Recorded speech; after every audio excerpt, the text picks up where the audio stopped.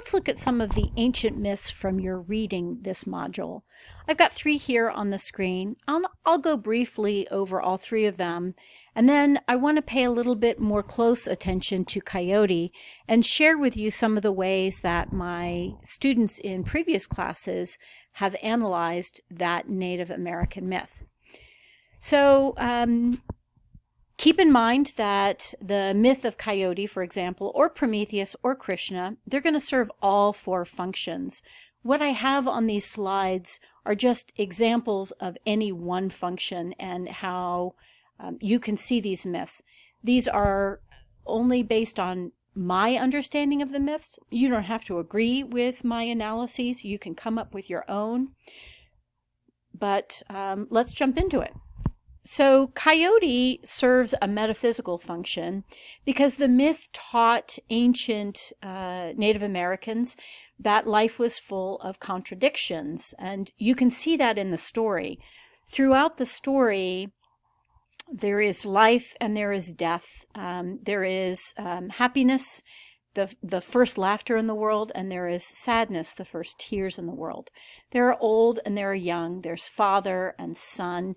And this idea of the contradictory nature of life, where there are these complementary opposites, like old and young, that are in contradiction to each other, but also both simultaneously true. Well, that's just the way life worked. That's how Native Americans understood life.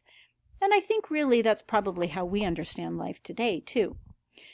Prometheus, the ancient Greek myth, can be understood to serve a psychological function in addition to the other functions. And maybe one lesson to take from Prometheus is this idea that in order to survive, you needed to be clever. So Prometheus is very clever and tricky in his dealings with Zeus. He tricks Zeus into picking the wrong portion of meat and fat and bones, and that frees human beings to make an easier sacrifice to the gods, and this, of course, makes Zeus really mad. And then he sneaks into Mount Olympus and steals fire and brings it to humans. And so Prometheus is a kind of role model such that he taught ancient Greeks that sometimes in order to survive, you might need to be deceitful. And this really helps us understand, because the Greeks were constantly at war. Greek city-states were always at war with other city-states. And war is not only tricky, it requires people to be able to break the rules of civilized society. In normal times of peace, you're not supposed to kill, but in war, you have to kill. In normal times of peace, you have to be honorable and honest. But when you're out on the ocean, when you're in a foreign land, when you're at war, you may need to lie in order to live and survive another day. So being clever and resourceful like Prometheus was valuable in and of itself. Krishna, the last of these ancient myths we're going to look at, can be seen to serve a cosmological function in addition to the other functions. And in this, we have the god Krishna, who attracts the gopis. The gopis are these female cowherds. And these are generally teenage girls, and cowherding was a particular socioeconomic caste or class in ancient and medieval Hindu society. So Krishna plays the music, and the gopis abandon their responsibilities and follow him into the woods and sing and dance with them. And at one point, Krishna lures them into the river, and then once they're in the river, he steals all of their clothes. And so Krishna is a symbol of the divine, and he is a reminder that love for the divine is the highest kind of love that Hindus have. You should love the spiritual realm and the gods and God more than you are attached to your own physical desires. And so we have to be free to leave those attachments like the gopis leave their clothes. We have to be prepared to surrender ourselves in love to the God, to the ultimate reality of the universe. And that was important because Hindus believed and still believe in reincarnation. You have to free yourself from your attachment to your physical body because it doesn't last very long, whereas your soul is immortal. So that's a brief way of possibly looking at 3 of the myths that you read, but I want to turn our attention again a little bit more to Coyote, and I want to share with you something that my students discovered when they were looking at the myth as a class a couple of semesters ago. So this might be a good time to open up your book and refresh yourself on the Coyote myth. And I'm not going to refer to every single detail in the story, but one general way of looking at it that I found fascinating. So my students were trying to examine the myth from a sociological perspective. That is to say, what purpose did this myth serve teaching ancient Native Americans about their society? And there are a couple of things that I think are helpful to understand.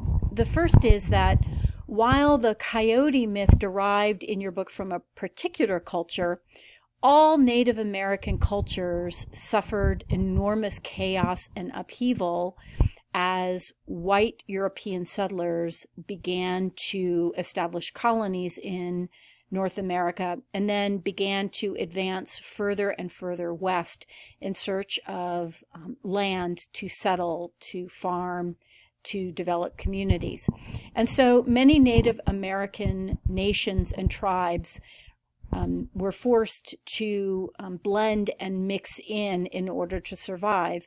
And so these Native American myths were often shared amongst people and developed and changed meaning over time.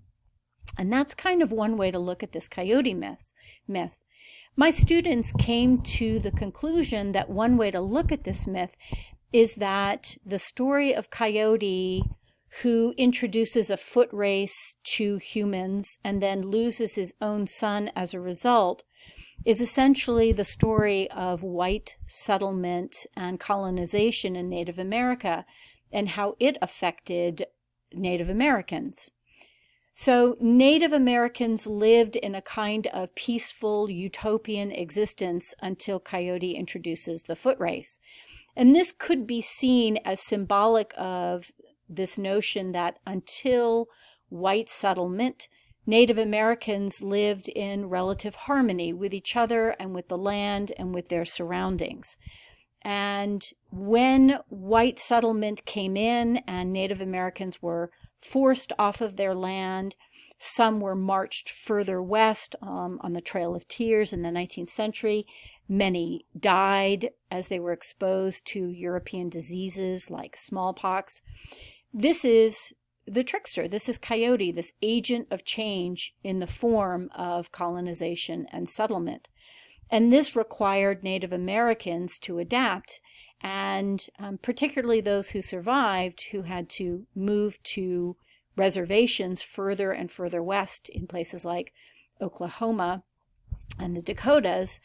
Native Americans found life difficult. This isn't where they had originated.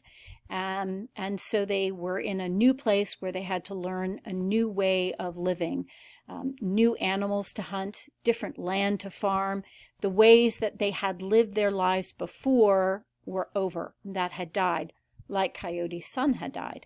And that old way of life could never come back. And so this trickster myth might have been a way of teaching at a very general level the history of before and after from a Native American perspective.